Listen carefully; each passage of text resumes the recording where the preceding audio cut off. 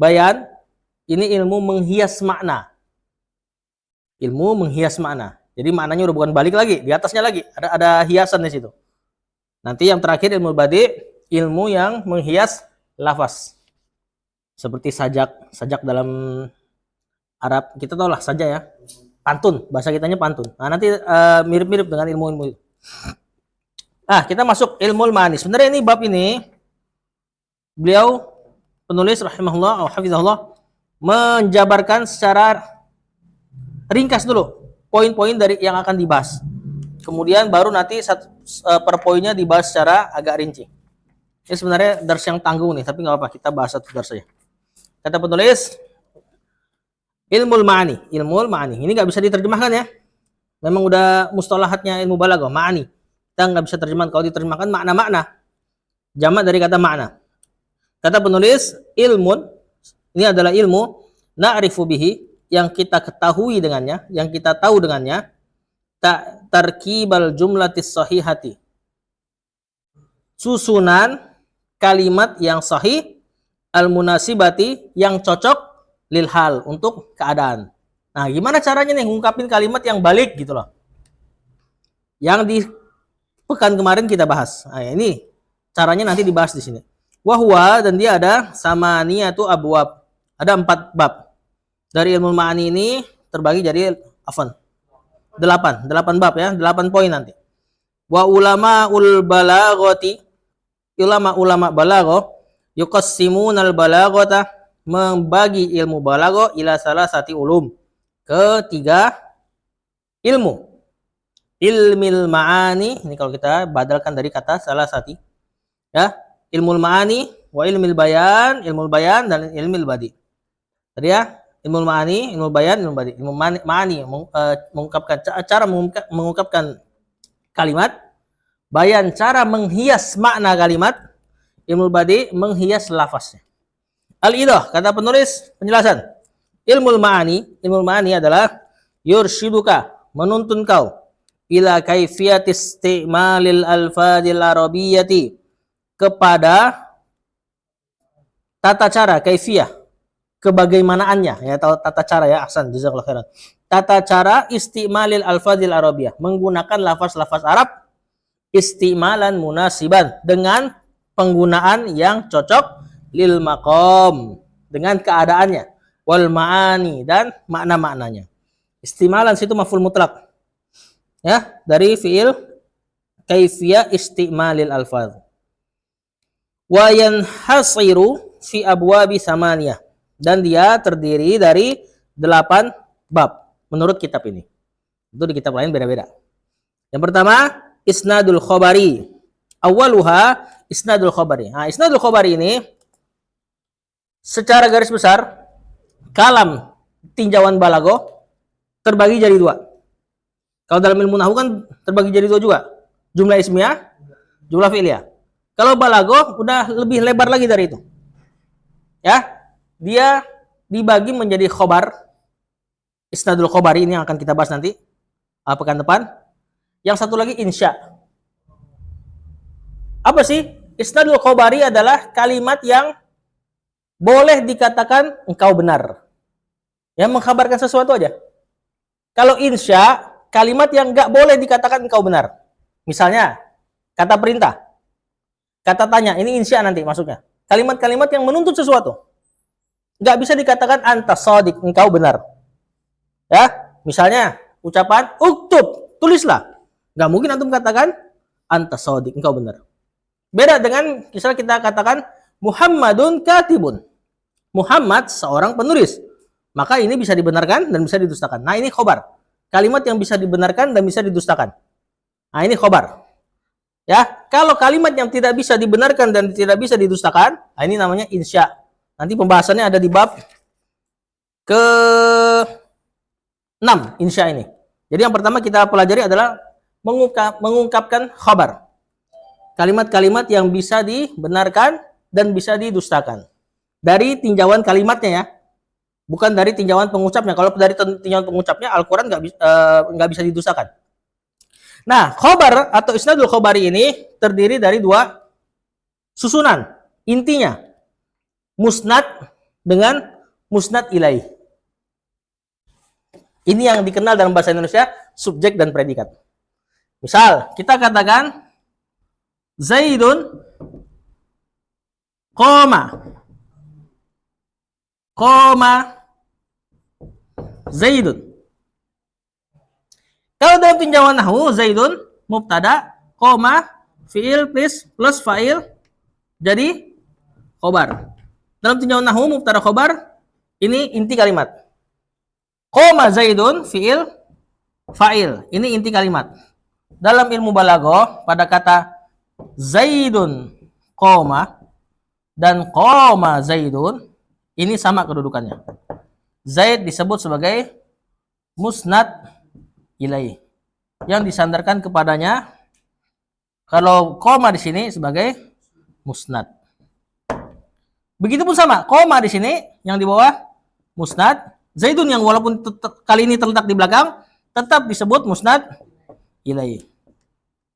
Ini lebih mirip dengan bahasa Indonesia. Misal kita katakan Zaid, bahasa Indonesia kok tulisannya gini. Ngeblank di Zaid, astagfirullahaladzim. Zaid pergi. Atau kita katakan telah pergi Zaid. Zaid lagi. Maka ini subjek predikat. Benar kan? Telah pergi predikat subjek. Musnad ilailah yang dikenal dengan subjek dalam bahasa kita. Susunannya mau ke belakang, mau di depan, tetap dia akan menjadi musnad ilaih. Beda dalam istilah nahwu. Istilah nahwu, Zaidun qoma, Zaidun mubtada, bukan fa'il. Qoma fi'il, ada fa'ilnya. Nanti fa'ilnya baru kembali ke depan, yang secara hakikatnya ini tetap sebagai pelaku dari pekerjaan qoma. Kalau dalam tinjauan nahwu dia bisa disebut pelaku. Dari tinjauan balaghah bisa. Musnad diantaranya adalah fa'il, mubtada, naibul fa'il, isim inna, isim kana, dan teman-temannya. Nah, nanti kita akan pelajari dia secara rinci di isnadul khobari. Termasuk nanti apa sih tujuan khobar didatangkan? Apakah khobar yang kita tahu adalah hanya mengkhabarkan sesuatu? Ternyata enggak. Nanti khobar, kalimat yang memberi faidah itu, nanti bisa geser maknanya. Seperti taubih, mencela. Ada kalimat seperti mengkhobarkan, tapi niatnya mencela. Misal kita katakan, as-sholatu wajibun. Sholat wajib kepada santri yang nggak sholat. Nah, ini taubih namanya. Bukan khobar. Kalimatnya as-sholatu wajib. Kita ngomong sama santri yang nggak mau sholat. Main game terus. As-sholatu wajib. Nah, ini isnadul khobari, tapi maknanya nanti pindah jadi taubih. Beda ngomong sama anak-anak yang baru SMP kelas 1, kemudian dia baru balik, kita katakan as-sholatu wajib. Ini faidah, lil faidah, memberikan faidah. Nanti juga kalimat bisa menjadi istirham, minta dikasihanin. Ana jaiun, aku lapar. Pengemis ngomong sama orang kaya. Ini bukan sekedar ngasih tahu kabar, tapi minta dikasihani, istirham. Ada li zuhurid dhaf, untuk menampakkan kelemahan seperti perkataan Zakaria. Ya, ini wahanal azmu minni, telah lemah tulang-tulangku. Maksudnya, aku tua. Ini nanti dibahas di isnadul khobari, pokok-pokok kalimatnya dan makna-makna yang diinginkan dari khobar-khobar tersebut. Ya, khobar ya, bukan khobar dalam tinjauan nahwu. Khobar ini kalimat yang tidak bisa didustakan, yang bisa dikatakan benar dan bisa didustakan. Lawannya insya. Insya kalimat-kalimat yang tidak bisa dikatakan engkau benar. Misalnya kata tanya, kata perintah. Misal kata tanya, siapa namamu? Engkau benar, kan nggak bisa. Nah, itu namanya insya. Insya adalah kalimat yang minta sesuatu dari kalimat tersebut.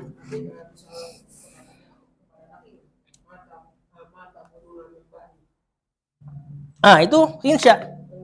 Insya litakrir, Allahu alam, untuk mentakrir, mengajak anaknya, ayo sujui bahwasanya Allah adalah Rabb yang berhak diibadahi. Itu bukan nanya tentunya. Bukan penegasan, apa ya? Takrir tuh ngajak orang buat setuju. Ngajak orang buat setuju, bukan taukid. Beda nanti, beda pembahasannya. Yang kedua, yang akan dibahas di bab ini, si musnad ilaihnya. Tadi kita udah pelajari isnadul khobari, ada musnad sama musnad ilaih. Nah, nanti di bab kedua kita pelajari si musnad ilaihnya nih. Nanti dia bisa dihilangkan, bisa didatangkan, bisa diganti domir, bisa diganti zohir, apa aja tujuannya. Kata penulis, Zaidun alimun. Contoh kalimat, Zaidun alimun. Alladhi usnida ilaihil ilmu Zaidun. Yang disandarkan ilmu kepadanya adalah Zaid. Berarti Zaid musnadun ilaih. Bab ketiga kita akan bahas al-musnad. Nah, ini predikat dalam bahasa kita. Atau dalam tinjauan nahwu dia bisa jadi khobar, bisa jadi fiil. Nah, misalhu, contohnya alimun fil misalis sabiq. Pada contoh yang sebelumnya, yakni Zaidun alimun, Zaid musnad ilaih, alimun sebagai musnadnya. Nanti kita akan bahas si musnad ini apa tujuannya kalau dihilangkan, apa tujuannya kalau dimunculkan, apa tujuannya kalau dipanjang lebarkan dan sebagainya. Afwan, tadi terlewat satu footnote ya. Kata penulis yang bab pertama dari isnadul khobari yang ada musnad ilaihnya dan musnadnya kullu jumlatin mufidatin, setiap yang di footnote ya, footnote ke catatan kaki angka 1 di bab awal isnad khobari. Kata penulis kullu jumlatin mufidah, setiap kalimat yang mufidah, ini kalam dalam tinjauan nahwu. Yang ada mubtada, yang ada khobarnya, fi'il yang ada fa'ilnya. Setiap jumlah yang mufidah adalah isnadan khobarian. Dia adalah isnad khobari. Khobar yang kita bahas di ilmu balaghah. Walakinnal ghorodo, akan tetapi tujuan, walhal, keadaan, yakhtalifan, berbeda-beda. Faqad yakunu ghorodul mutakallim awil hali yaqtadi taukida aw adamahu. Terkadang tujuan seseorang mengkabarkan sesuatu dalam rangka mentaukid atau tidak mentaukid, beda-beda nanti tujuannya. Itu yang nanti akan dibahas secara rinci. Au yuridul mutakallimul ikhbaru lil faidah, atau kadang-kadang orang memang cuma ngasih faidah aja, memberikan kabar, misalnya hadza kitabun nahwi, ini kitab nahwu, untuk orang yang nggak tahu itu kitab apa. Nah, ini kan memberi faidah namanya. Ini tujuannya lil faidah. Ini hukum asal khobar. Khobar dalam tinjauan balaghah, hukum asalnya untuk memberikan faidah. Au lazimul faidah atau au lazimihha. Nah, lazimul faidah itu apa? Kita mengungkapkan sesuatu untuk menjelaskan bahwa kita tahu terhadap sesuatu itu. Nanti misalnya gini contohnya. Antum ngomong sama orang yang dia itu azannya bagus. Tapi dia menyembunyikan azannya bagus. Kemudian kita mengatakan kepada dia, sautuka jamilun, suaramu bagus, indah. Ini kan bukan buat ngasih tahu kita, buat ngasih tahu dia. Orang dia yang suaranya bagus, dia pemilik suara bagus. Kita ngucapin ini buat ngasih tahu dia bahwasanya kita tahu suaranya bagus. Ini namanya lazimul faidah. Bukan buat ngasih tahu orang. Kan kalau khobar, hukum asalnya kita ngasih tahu orang. Seperti tadi, hadza kitabun nahwi, ini kitab nahwu untuk orang yang nggak tahu. Nah, kalau lazimul faidah, kita mengkabarkan sesuatu bukan buat dia tahu, dia tuh udah tahu. Tapi buat ngasih tahu kepada dia bahwa kita tahu kabar tersebut. Nah, bolak-balik nih. Ini sebenarnya dipakai bahasa kita. Cuma baru kita pelajarin aja di ilmu-ilmu seperti ini. Sebenarnya kita nyadar ya, bahwasanya kalimat-kalimat seperti ini kadang-kadang kita pakai. Ya kan? Cuman, ini nanti disebut lazimul faidah. Misalnya gimana lagi contohnya, coba. Itu kan ngasih tahu orang. Kamu ganteng.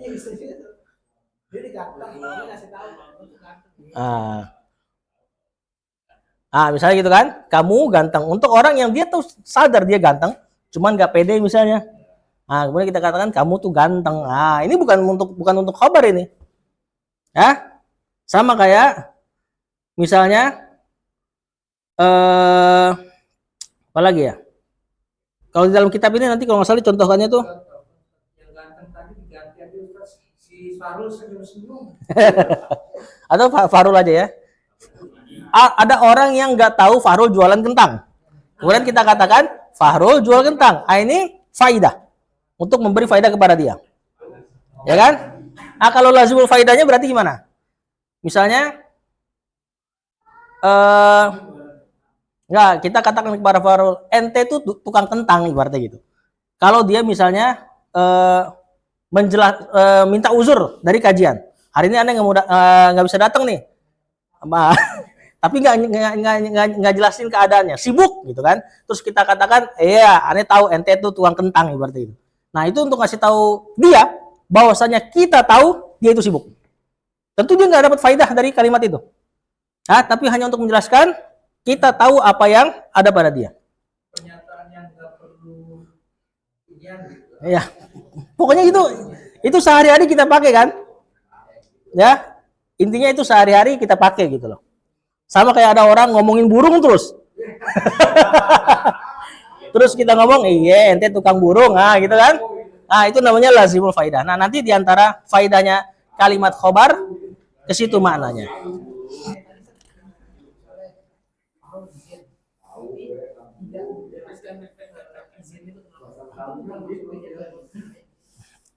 Enggak nanti beda. Kinayah bukan itu. Kinayah itu peribahasa, mirip-mirip peribahasa. Lanjut. Ya. Tadi yang kedua, yang pertama isnadul khobar. Isnadul khobari ini kalimat yang butuh musnad dengan musnad ilaih dan bisa dibenarkan, bisa disusahkan. Bab kedua kita bahas musnad ilaihnya doang dari isnadul khobari. Bab ketiga kita bahas musnadnya doang dari musnad isnadul khobari tadi. Bab yang keempat nanti muta'alliqatul fi'il yang berkaitan sama fi'il. Kata penulis nahnu. Contoh, wallahu yad'u ila daris salam. Allah menyeru kepada negeri keselamatan. Nah, dari salam di sini muta'alliq dari yad'u dalam ilmu nahwu. Nah, nanti dibahas dalam bab ini apa tujuannya muta'alliq ini kalau disebutkan. Apa tujuannya muta'alliq enggak disebutkan? Apa tujuannya maf'ul bi dihilangkan sementara ada maf'ul bi? Nanti dibahas di bab ini. Di antaranya juga maf'ul bi itu dihilangkan kalau memberi makna umum. Misalnya iqra bismi rabbikal ladzi khalaq. Khalaq apa di situ? Dengan menyebut nama Rabbmu yang menciptakan. Maf'ul bi-nya enggak ada. Padahal khalaqu butuh maf'ul bi. Ini untuk menjelaskan menciptakan segala sesuatu. Nanti dibahas juga di sini apa faedahnya maf'ul bi kalau tarik ke depan. Pokoknya berkaitan sama fi'il di bab ini. Yang kelima al-qasru, penghilangan. Contoh afan al-qasru di sini pembatasan. Ini yang dibahas dalam ilmu usul fikih al-hasru. Hasr namanya. Kalau dalam balaghah disebutnya qasr. Maknanya sama. Contohnya, mal mutanabbi illa syairun. Tidaklah mutanabbi kecuali seorang penyair. Ini kan kalimat pembatasan nih. Nah, nanti dibahas gimana cara membatasi sesuatu. Di antaranya kayak gini. Mendatangkan pengecualian setelah penafian. Penafiannya di depan ma, belakangnya illa. Ini salah satu makna paling kuat dari pembatasan. Seperti la ilaha illallah. Itu kalimat pembatasan. Nanti didatangkan lagi beberapa contoh yang membatasi kalimat. Di antaranya pakai innama. Di antaranya mentarik maf'ulun bi. Di antaranya menarik jar majrur. Nanti dibahas di bab yang ke-6 ini. Yang ke-7. Yang ke-6. Tadi yang ke-5 ya. Yang ke-6 al-insya. Ini yang tadi. Al-insya yang bukan khobar. Kalimat-kalimat yang tidak bisa didustakan, tidak bisa dibenarkan. Kalimat-kalimat yang meminta sesuatu. Kata tanya, kata perintah, kata larangan. Angan-angan. Angan-angan termasuk kalimat insya. Ya laitani kuntu turoba. Kuntu turoba. Ya, seandainya aku jadi tanah. Ini kan nggak bisa kita katakan kamu benar.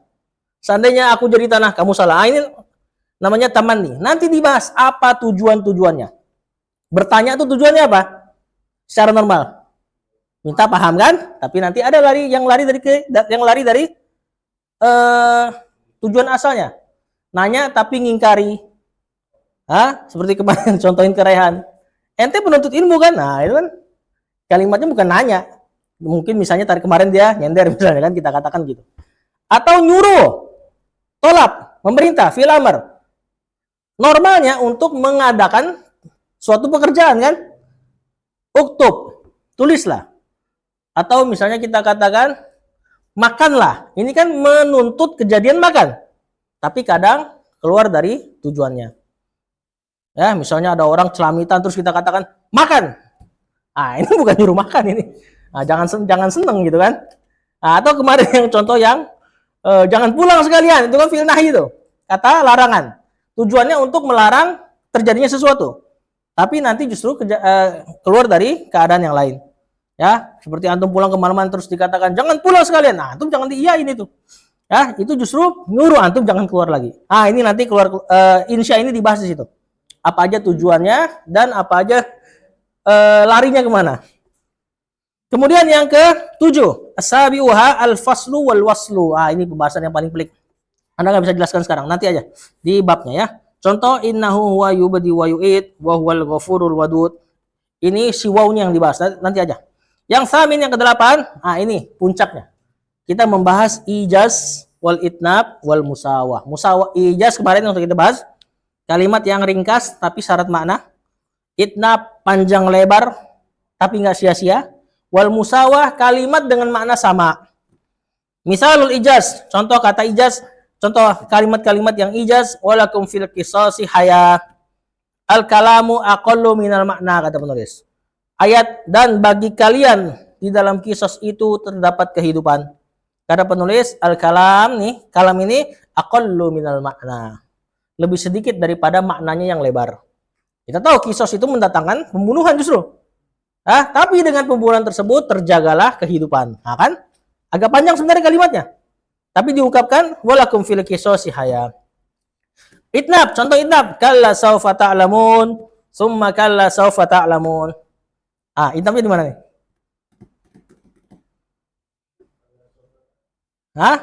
Kenapa dibilang itnab kalimat ini? Gampang ini, kelihatan jelas. Diulang-ulang.